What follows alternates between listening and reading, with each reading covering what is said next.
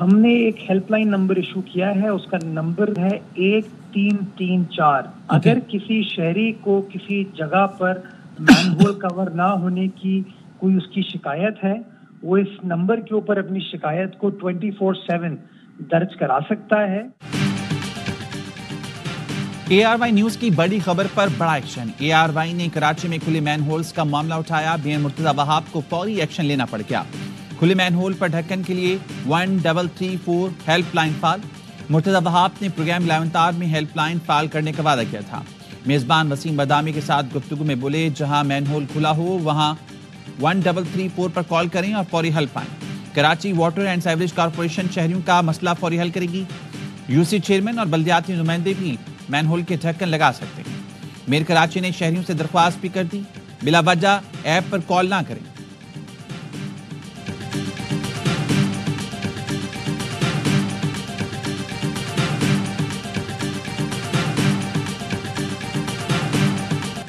قوم کا 4000 ارب روپیہ سالانہ ملی بھگت سے sales tax, ports, excise duty اور دیگر طریقوں سے ہڑپ کیا جا رہا ہے۔ موجودہ ٹیکس نظام سرمایہ کاری میں رکاوٹ ہے۔ ہمیں ٹیکس سلیب کم کرنے ہوں گے اور انشاءاللہ یہ وقت جلد آئے گا۔ وزیر اعظم شہباز شریف کا کراچی پورٹ ٹرسٹ کی تقریب سے خطاب، کہا IPR اصلاحات کے نتائج سامنے آ رہے ہیں۔ وزیر اعظم نے بجلی کی قیمتیں کم کرنے کے عزم کو بھی دہرایا، کہا وزیر اعلیٰ سندھ کو آفر دی ہے کہ ڈسپوز آپ لے لیں، ڈسپوز صوبوں کو دینے کے لیے تیار ہیں۔ وزیر اعظم نے کسٹمز کلیئرنگ کے جدید نظام کا افتتاح کیا۔ پاکستان اسٹاک ایکسچینج میں تقریب سے خطاب میں کہا، وقت آنے پر IMF کو ہمیشہ کے لیے خدا حافظ کہہ دیں گے۔ معیشت آگے لے جانے کے لیے سرمایہ کاری چاہیے۔ پالیسی ریٹ میں مزید کمی کی گنجائش ہے۔ چاہوں گا شرح سود کم ہو کر 6% پر آ جائے۔ ترقی کا سفر شروع ہو گیا، معیشت دوبارہ اپنے پیروں پر کھڑی ہو رہی ہے۔ وزیر اعظم دورہ کراچی مکمل کر کے اسلام آباد روانہ ہو گئے۔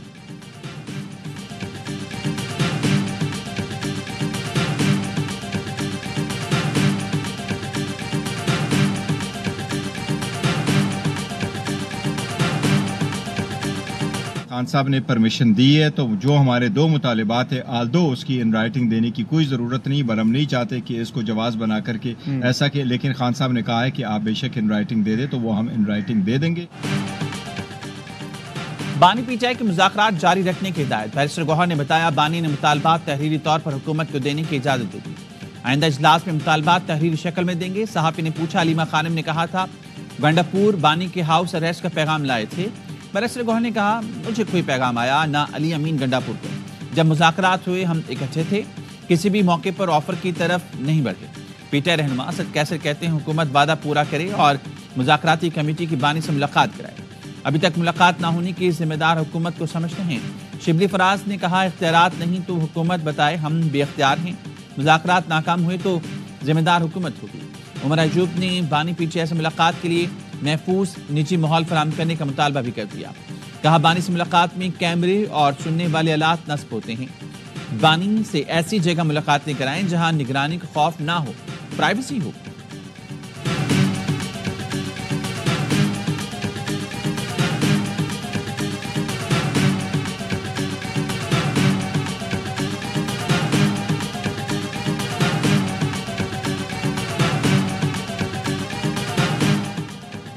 بانی سے ملاقات کرانا مینڈیٹ ہے، نہ ذمہ داری۔ میرا کام مذاکرات میں سہولت کاری ہے۔ PTI کی تنقید پر اسپیکر قومی اسمبلی سردار ایاز صادق کا جواب، کہ اسپیکر آفس سے رابطے پر مثبت جواب نہ دینے کے بیانات افسوسناک ہیں۔ میرے دروازے سب کے لیے ہر وقت کھلے ہیں۔ اگر چاہتے ہیں کہ میں مذاکراتی عمل سے نکل جاؤں تو تجویز پر غور کے لیے تیار ہوں۔ بیرسٹر گوہر نے ایاز صادق کے بیان پر رد عمل میں کہا، کبھی نہیں چاہیں گے ایاز صادق خود کو مذاکراتی عمل سے الگ کریں۔ مذاکرات کی کامیابی کے لیے ایاز صادق ہی اہل ہیں۔ بیرسٹر گوہر کا PTI رہنماؤں کے الزامات پر اظہار لا علمی، کہا، معلوم نہیں کن رہنماؤں نے اسپیکر کے خلاف بیانات دیے۔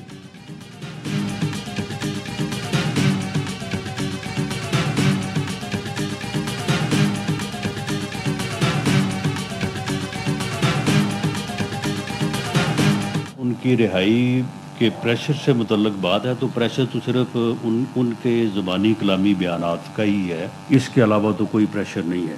آپس میں بھی جو ہے وہ یہ لڑ رہے ہیں، ایک دوسرے کے خلاف بھی جو ہے وہ سازش کر رہے ہیں۔ بانی PTI کی رہائی کے لیے کہیں سے کوئی دباؤ نہیں، یہ لوگ آپس میں لڑ رہے ہیں۔ علیمہ خانم کے بیانات انتشار پر مبنی ہیں۔ علیمہ خانم نے بانی PTI کے جیل میں رہنے کے سیاسی فوائد کی بات کی۔ جس جماعت کے لیڈر کو جیل میں رکھنے کی باتیں ہوں ان سے کیا توقع کی جا سکتی ہے؟ وزیراعظم کے مشیر رانا ثناءاللہ کی پریس کانفرنس، کہا بانی پی ٹی آئی سے منسلک لوگ کسی بھی حد تک جا سکتے ہیں۔ پی ٹی آئی ہمیشہ سوشل میڈیا پر ملک مخالف مہم چلاتی ہے۔ پی ٹی آئی نے سوشل میڈیا کے پروپیگنڈے کی بنیاد پر بڑی جماعت بننے کا سفر طے کیا تھا۔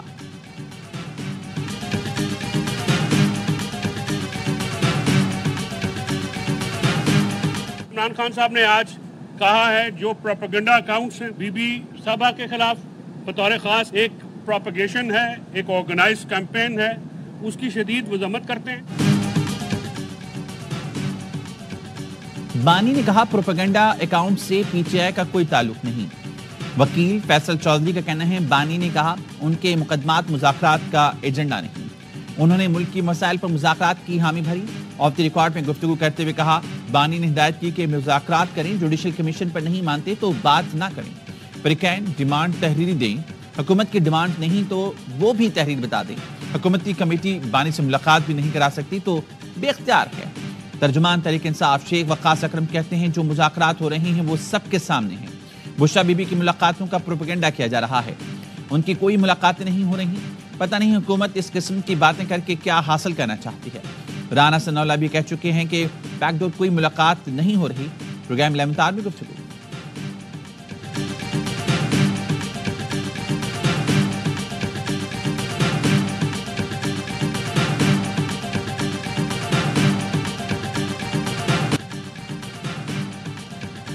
جو آج آپ بھگت رہے ہیں مقافات عمل ہے۔ یہ کیسی سیاست ہے کہ فوجی اگر ہمارے ساتھ ہیں تو بہت اچھے ہیں، ہمارے ساتھ نہیں تو انہیں گولیاں مار کر شہید کر دو، وردیوں کو ڈنڈوں پر ٹانگ دو۔ وزیر اعلیٰ پنجاب مریم نواز کا سرگودا یونیورسٹی میں تقریب سے خطاب، کہا بانی پی ٹی آئی کے بھانجے حسان نیازی نے فوجی وردی کا تماشا کیا، اس کو 10 سال کی سزا ہو گئی، اس کا مستقبل تو تباہ ہو گیا۔ بچوں کسی کے بہکاوے میں نہ آنا، جو آپ کو کہتا ہے ملک کو جلا دو، آگ لگا دو، وہ آپ کا مخلص نہیں۔ آپ کو اقتدار کی لالچ رکھنے والوں کا ایندھن نہیں بننا۔ آپ سے وعدہ لے کر جاؤں گی چاہے کچھ بھی ہو جائے، اس ملک کے خلاف نہیں جاؤ۔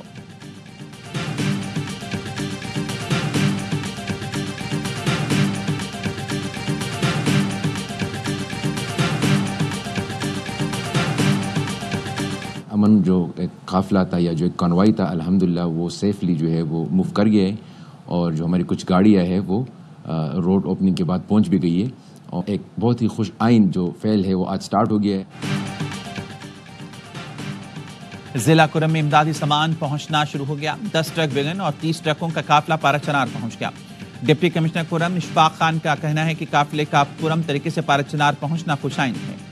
عوام سے اپیل کی کہ قانون نافذ کرنے والے اداروں کے ساتھ تعاون کریں۔ امدادی سامان میں ٹینٹ، اشیاء خرونوش اور گھریلو سامان شامل ہیں۔ قافلے کو بحفاظت پہنچانے کے لیے غیر معمولی حفاظتی انتظامات، ہیلی کاپٹر اور ڈرون کیمروں کی مدد سے فضائی نگرانی کی گئی۔ مشیر اطلاعات کے پی بیرسٹر سیف کہتے ہیں معاہدے کے تحت بنکرز مسمار کریں گے، اسلحہ بھی واپس لیں گے۔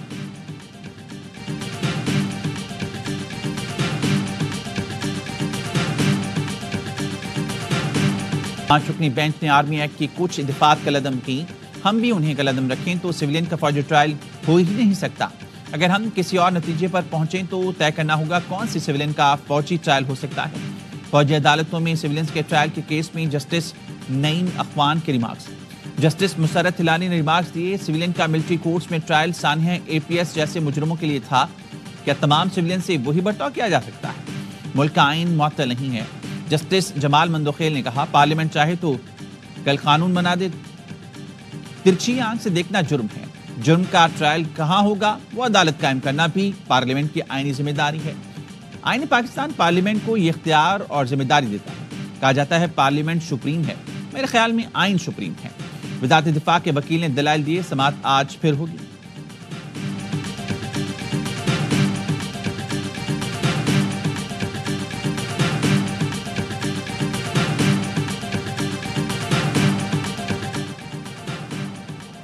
مئی جی ایچ کیو حملہ کیس انسداد دہشت گردی، عدالت نے ایک اور ملزم شہید سکندر پر فرد جرم عائد کر دی۔ عدالت نے 13 جنوری کے بعد کیس کی سماعت روزانہ کی بنیاد پر کرنے کا حکم دیا۔ عدالت نے 13 جنوری کو استغاثہ کے گواہوں کے بیانات ریکارڈ کروانے کا حکم دیا۔ عدالت نے عثمان ڈار کی بیرون ملک جانے کی درخواست منظور کر لی۔ عثمان ڈار کو 13 جنوری سے 21 فروری تک بیرون ملک جانے کی اجازت دے دی۔ اے ٹی سی اسلام آباد نے وزیر اعلیٰ خیبر پختونخوا الیمین گنڈاپور اور عمر تنویر بٹ کو اشتہاری قرار دے دیا۔ غیر حاضر ملزمان کے وارنٹ جاری، عدالت نے احکامات بانی پی ٹی آئی کی نااہلی پر احتجاج کیس میں جاری کیے۔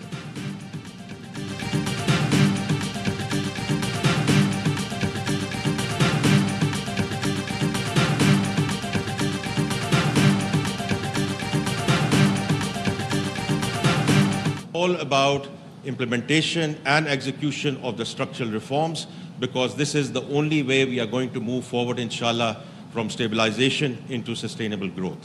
But at least in the last 9.5 months, we have moved from 300,000 investors to a base of 365,000.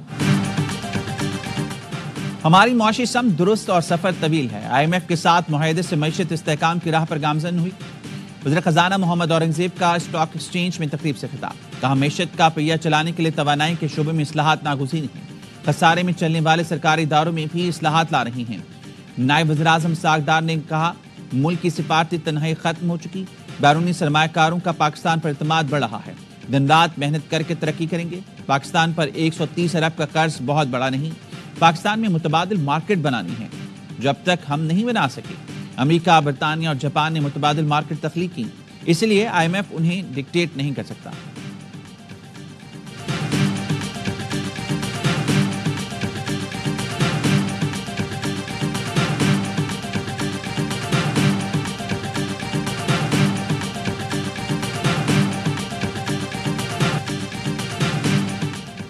وزیراعظم شہباز شریف اور وفاقی کابینہ اراکین کی کراچی میں سینئر وزیر شرجیل میمن کی خیرآمد، شرجیل میمن کو پوتے کی مبارکباد دی۔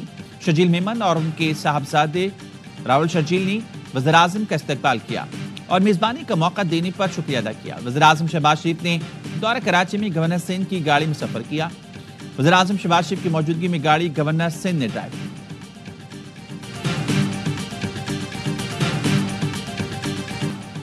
کرک میں شہید 3 جوان آبائی علاقوں میں فوجی اعزاز کے ساتھ سپرد خاک۔ نماز جنازہ میں پاک فوج کے سینئر افسران، جوانوں، لواحقین اور عمائدین علاقہ کی بڑی تعداد میں شرکت۔ تینوں جوان 6 اور 7 جنوری کو دہشت گردوں سے بہادری سے لڑتے ہوئے شہید ہوئے تھے۔ شہید لاس حوالدار عباس علی کا تعلق ضلع غزر، شہید نائک محمد نذیر کا ضلع اسکردو اور شہید نائک محمد عثمان کا تعلق ضلع اٹک سے تھا۔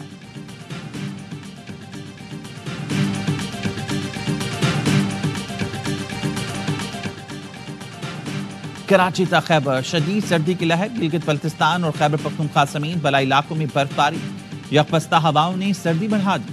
بلوچستان کے شمالی اضلاع میں بھی موسم شدید سرد، سوات کی وادی خلام میں درجہ حرارت -9، قلات استور میں -8، کوئٹہ زیارت -7، اسکردو، چترال اور ہنسا میں -4 ڈگری سینٹی گریڈ ریکارڈ کیا گیا۔ کراچی میں کم سے کم درجہ حرارت 8 ڈگری رہا۔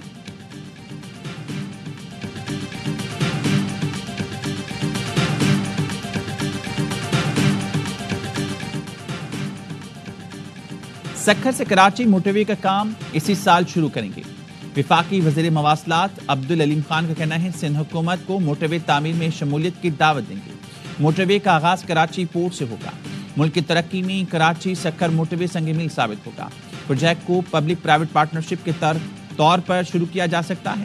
پارٹنرشپ میسر نہ ہوئی تو حکومت خود خرچہ اٹھائے گی۔ آئندہ 25 سال میں یہ موٹر وے 3000 ارب روپے منافع دے گی۔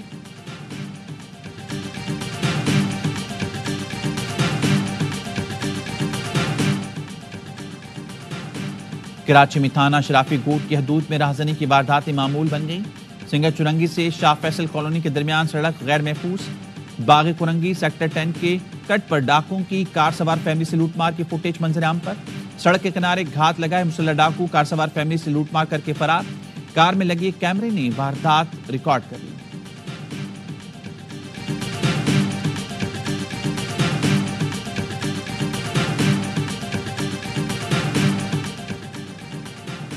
یہ آر1 نیوز کے پروگرام سریام کی ٹیم پر کراچی میں مشتعل افراد کا حملہ۔ سریام کی ٹیم لیاری میں چیل چوک پر کنڈا مافیا کے خلاف سٹنگ آپریشن کر رہی تھی۔ مشتعل افراد نے اقرار الحسن اور ٹیم پر تشدد کیا، گرم اور مرچوں والا پانی پھینکا۔ مشتعل افراد کو دیکھ کر کیلیکٹک کی ٹیم اور پولیس بھاگ گئی۔ اقرار الحسن اور ٹیم سریام نے مشتعل افراد سے بامشکل جان بچائی۔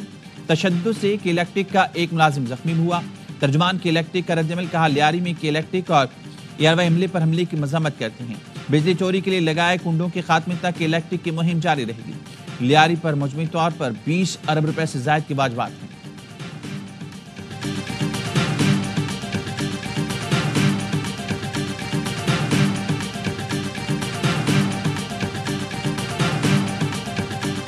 اغوا میں ملوث 2 پولیس اہلکاروں سمیت 8 ملزمان کا جسمانی ریمانڈ منظور۔ کراچی کے انسداد دہشت گردی عدالت نے استفسار کیا، یہ اغوا برائے تاوان کا کیس کیسے ہے، پیسہ کہاں ہے، مدعی بھی 2 نمبر، ملزم بھی 2 نمبر۔ تفتیشی افسر نے کہا مدعی اگر چور بھی ہے تو اغوا تو ہوا ہے، یہ فائنینشیل کرائم کا کیس ہے، ہم نے FIA کو بھی خط لکھا ہے۔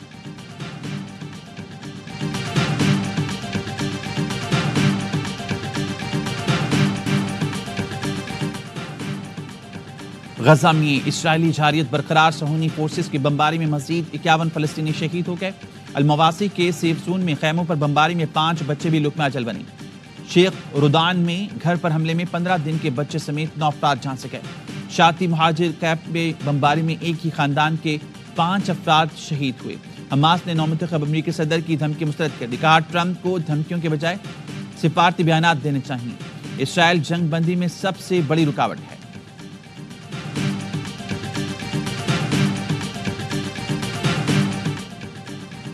لندن میں بم حملے کی دھمکی، ریجنٹ سٹریٹ پر مشتبہ گاڑی کی موجودگی پر خوف و ہراس پھیل گیا۔ پولیس نے سڑک بند کر کے گاڑی کا گھراؤ کیا، کاروباری مراکز خالی کرائے، بم ڈسپوزل اسکواڈ کو طلب کیا گیا۔ پولیس نے احتیاطی تدابیر کے لیے متعدد کنٹرول دھماکے کیے۔